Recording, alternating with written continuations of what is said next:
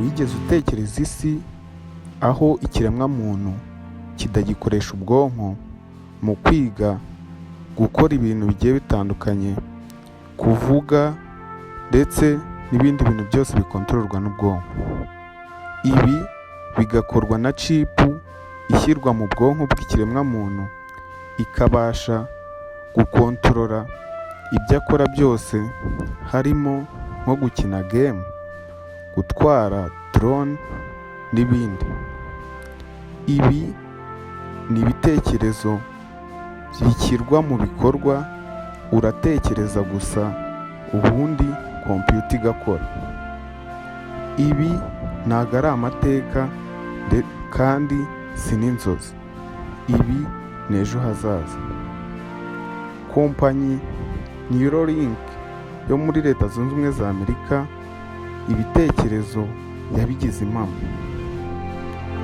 Ibi byashyizwe hanze ku buryo umuntu ufite ubumuga cyangwa se undi muntu udashobora gukora ibintu abandi bashoboye, agashyirwamo iyo cipu mu bwonko bwe, ikabasha kumufasha gukontorora no kuvuga, nko kuvuga, kwandika muri computer, mu gukina amagame n'ibindi. Ibi byashyizwe hanze n'iyi kompanyi Neuralink, ariyo ndabasobanurira, nkabasobanurira uko iyi cipu ikora n'ibindi byose. Mbahaye ikaze muri iki kiganiro. Njye mwumva ni Jean Aime Tuyisenge. Muri iki kiganiro sobanukirwa, aho turabasobanurira ibigwi, inkomoko ndetse n'ibiranga n'uko bikora, uko iyi sisiteme cyangwa se iyi Neuralink chip ibasha gukora mu bwonko bwa muntu. Mbahaye ikaze, tugiye kubana muri iki kiganiro. Reka mbanze mbasobanurire ese bikora bite.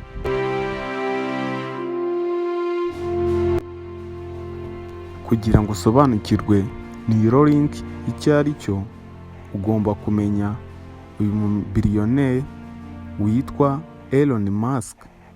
Uyu mugabo wavutse mu mwaka w'1971 mu kwezi kwa gatandatu tariki 28, ubu akaba afite imyaka 54. Uyu mugabo wavukiye mu gihugu cya South Africa mu mujyi wa Pretoria. Uyu mugabo ni umukire cyane, akaba ari nawe mukire wa mbere ku isi, kuko abarirwa agaciro ka biliyoni 780 z'amadolari y'Amerika. Uyu mugabo afite ubwenegihugu bw'ibihugu byinshi, harimo nka Amerika, Canada ndetse na South Africa aho yavukiye.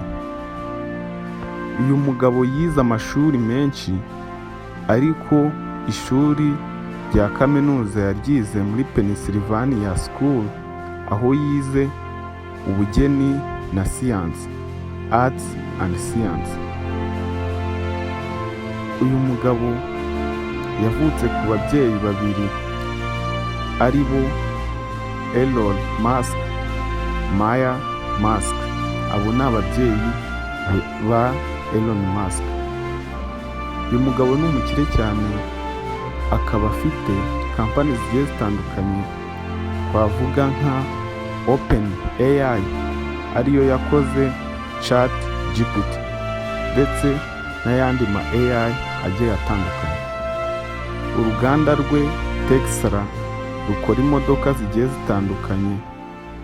Uru ruganda rukaba ari rwo rusohora amamodoka akoreshwa cyane ku isi ndetse akaba anakunzwe. Ikindi twavuga nka Space Exploration Technology Corp, ariyo izwi ku izina rya SpaceX, ijyana abantu ndetse ikaba ikora n'ubushakashatsi mu bijyanye n'isanzure. Iyindi kompanyi ye ni iyitwa xAI ndetse na PayPal. PayPal ni urubuga abantu bahanahana amafaranga mu bihugu bigiye bitandukanye abantu benshi bakunze kurukoresha. Uyu mugabo afite n'indi kompanyi yitwa Neuralink. Iyi kompanyi ikaba ikora ku bintu byo guhuza ubwonko bwa muntu na kompiyuta. Ese uhise wibaza uti Neuralink ni iki? Neuralink ni kompanyi yazanywe na Elon Musk, ashoyemo akayabo ka miliyari 100 z'amadolari. Iyi kompanyi yatangijwe muri 2016 igamije gukora icyiswe BCI, Brain Computer Interface. Iyi ni tekinoloji ihuza ubwonko bwa muntu na mudasobwa, bigamije gufasha umuntu ndetse cyangwa abantu bafite ubumuga bugiye butandukanye. Twavuga nka paralize, abantu bari paralize, ikibazo cyo kuvuga, ikibazo cyo kugenda, ikibazo cyo kumva ndetse n'ibindi. Harimo nk'ikibazo cya spinal cord injury, aho spinal cord yawe idakora neza, aba bagabo bagufasha kubihuza. Ndetse no mu gihe kizaza bagafasha ku kibazo cy'abantu bafite ubumuga bwo kutabona.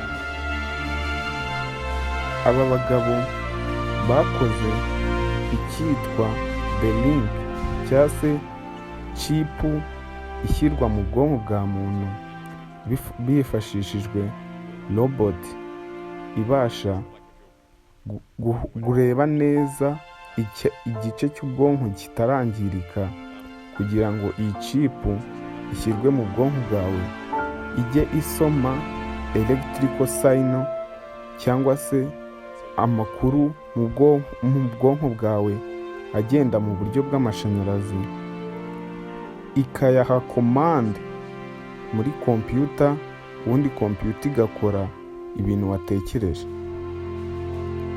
Uyu mugabo Elon Musk ni umwe mu batangije Neuralink, ndetse akaba ari nawe nyiri iyi Neuralink.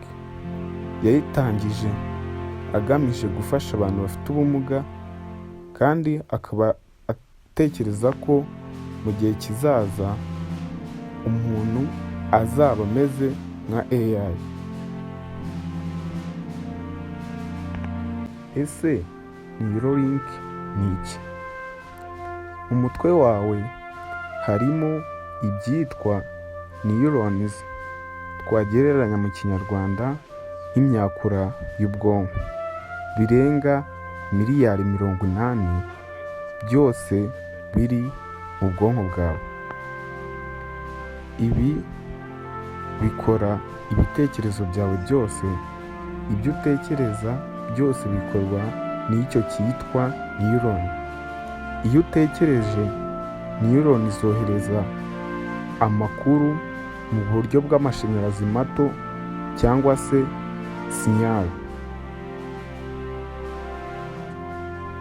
Neuralink igamije gufata izo sinyare ikazihinduramo ibintu cyangwa se command kompiyuta ishobora kumva. Ibi ni ukuvuga iki? Ese ni ukuvuga ko iyo utekereje cyangwa se ibitekerezo byawe bishobora kugenzura kompiyuta? Komeza ubane nanjye muri iki kiganiro, nkomeze nkusobanurire ibyerekeranye n'iri koranabuhanga rishyirwa mu bwonko bwa muntu. Ushobora kwibaza uti se iyi tekinoloji ikora ite, cyangwa se ikoze ite? Icyitwa The Link cyangwa se iyo microchip ishyirwa mu bwonko bwa muntu ni chipu ifite sayizi nk'iy'igiceri, igiceri cy'ijana, cyangwa se igiceri gito cyane, ako cyo ni gito cyane gishyirwa mu bwonko kigasimbura agace gato k'igufwa bakakeguraho ubundi bakayishyiramo iyo chip. Ikindi ni icyitwa thread cyangwa se imishumi mito ifite electrode 1024 ibasha kurikodinga cyangwa se gufata za signal bikozwe na izo sinyare zakozwe na ibyo bikozwe n'icyitwa neurons. Hari robo bita L1 robot. Iyi ni robo ibasha guca ubwonko igakoramo akantu kameze nk'uruziga bigafasha iyo chip kuba yashyirwa mu bwonko bwa muntu hatabayeho kwangirika kwa blood vessels cyangwa se udutsi dutwara amaraso. Uko iyi chip ihuzwa n'ubwonko bwa muntu ni ubu buryo bw'igitangaza, ariko iyi chip ibasha gukonegitwa kuri Bluetooth ndetse cyangwa se mu buryo bwa Wi-Fi ikabasha guhuzwa na computer bikozwe na Bluetooth connection.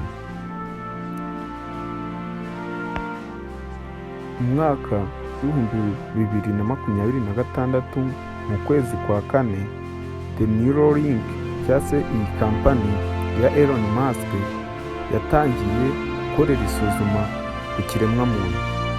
Kugeza ubu tuvugana, ubu uri kumva iki kiganiro, abantu 21 ku isi hose bamaze gushyirwamo The Link. Umurwayi wa mbere cyangwa se uwashyizwemo wa mbere iyi link, Norad Albach ndetse na Alex Coney, umurwayi wa kabiri washyizwemo iyi link, babakoreye isuzuma babasha gukora computer kazo, twavuga nko gukoresha computer badakoze kuri mouse cyangwa se kuri keyboard. Babashije gukina video game twavuga nka Civilization 4 ndetse babasha gutwara drone bakoresheje ibitekerezo byabo. Wakibaza uti se ahazaza h'isi hagiye kuba ari isi itarimo ikiremwamuntu cyangwa se irimo ikiremwamuntu cyahinduwe? Ubu ku isi hose iri suzuma rimaze gukorwa mu bihugu bya Amerika, muri Canada ndetse no mu Bwongereza. Muri uyu mwaka w'2026 Elon Musk amaze gutangaza ko agiye kwagura iki gikorwa ndetse akanakora The Link cyangwa se aya microchip menshi cyane, ndetse agatangira no kubaga abantu hifashishijwe iri koranabuhanga. Nimba usobanukiwe, ubu ise wibaza ati se iyi link ikora ite mu mutwe wa muntu cyangwa se mu bwonko bwa muntu? Ukanibaza uti ese ibi bintu nta kibazo byagira ku mutwe cyangwa se ku bwonko bw'umuntu? Iyi chip nto cyane ifite udushami duto twinjira mu bwonko tugafata icyitwa nerve impulse gica muri neuron. Aya nta makuru aca muri neuron. Rero iyo utekereje nko gukanda buto, ubwonko bwohereza sinyare, izo sinyare zigafatwa na ya chip yashyizwe mu bwonko bwawe. Noneho iyo chip ikohereza command kuri computer bahuje n'ubwo bwonko cyangwa se bahuje nabyo kuri Bluetooth. Ni nko kuvuga ubwonko bwawe bwahindutse remote control. Iki gitekerezo cya Elon Musk ntago cyari ukwinezeza, kuko cyashowemo amafaranga menshi cyane. ahubwo ni ukuvuga Elon Musk yashakaga gufasha abantu badafite ubushobozi nk'ubw'abandi, badashobora kuvuga neza, ndetse nk'abantu bari pararize cyangwa se bafite ubumuga bw'ingingo nk'ukuboko kudakora neza. Ariko umuntu washyizwemo iyo chip afite ubumuga bw'ingingo cyangwa se ari pararize, ashobora kwandikira undi muntu mesaje akoresheje ibitekerezo bye gusa. Tekereza nk'ibi bintu ndi kuvuga ukaba uri kubyumva, nataramutse ntabaye nsohora ijwi ukahita wowe ubyumva. Iki ni cyo gitekerezo cy'uyu mugabo Elon Musk. Ibi si inzozi, ahubwo birimo kuba muri iki gihe. Nubwo iri rikiri igeragezwa, ariko hari igihe kizagera isi buri muntu wese akaba ashobora kwafodinga cyangwa se guhabwa iyo The Link.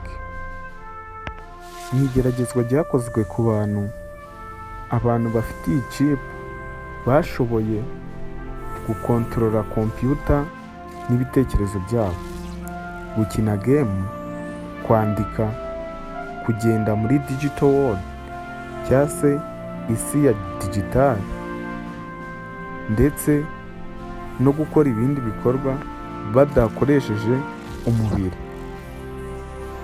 Ibi ni ikintu gikomeye cyane, ko ubwonko bushobora kuvugana na mashini, ikintu utekereje kigahita gikora. Ese hazabaho aho umuntu atekereza na mugenzi we afite iyo The Link mu mutwe we, bakabasha kuganira hatabayeho kuvuga? Ariko nk'uko bimenyerewe, buri tekinoloji igira igiciro. Ese bigenda bite niba umuntu ashobora kwinjira mu bwonko bwawe, aho ntiyajya amenya n'ibyo adashaka kumenya? Ese ibitekerezo byawe byaba bifite umutekano? Ese hazabaho igihe abantu bamwe bazaba bafite ubwonko bwongerewe cyangwa se ubwonko birimo iyo link kurusha abandi?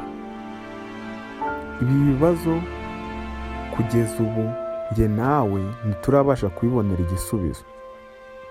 Ariko uyu mugabo Elon Musk watekereza ko mu gihe kizaza abantu bashobora kuvugana batavuze. We yiyumvira uruhande rwiza gusa, kandi hari n'impande zikabije mu gutera ubwoba. Ese ibi byo guhuza ubwonko na computer nibigera ku isi hose, ubwonko bwawe bugahuzwa na computer, umuntu akaba afite AI mu mutwe we, aho ntago abantu bazacikamo ibice bibiri. Abadafite ubushobozi ntibabashe gutunga iyo chip, ababufite akaba ari bo bayobora isi. Ibaze kugira ngo umuntu abe afite ibitekerezo mu mutwe we byisumbuye, akaba atabasha kujya kwiga, nta kindi kintu kimuraje ishinga ari ukubaho gusa, nta kujya kwiga, kuko ibintu byose aba abifite mu mutwe. Ese ubwo icyo gihe twaba tukiri abantu? Ahubwo twaba twarahindutse ikintu, kuko nta muntu udafite ubwonko bwe yigenzurira ku giti cye.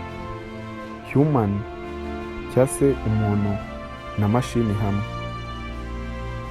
Ibi bintu biteye ubwoba cyane kugeza ubwo abantu babyumva bagakangarana. Iyi porogaramu niyo database ikomeye cyane kuri iyi si yavumbuwe n'ikiremwamuntu. Ariko ikibazo kiracyahari gikomeye. Ese ibi bizadufasha kuba beza kurushaho cyangwa bizaduhindura bidukuremo icyo kuba umuntu bivuze? Ejo hazaza ntabwo haje, ejo hazaza hamaze gutangira. Njye mwumvaga nitwa Jean Aime Tuyisenge. Ndabashimiye kuba mwabanye nanjye muri iki kiganiro, kandi nkabashishikariza gukora subscribe, like, share na comment kugira ngo tuzabane mu biganiro by'ubutaha. Ciao ciao.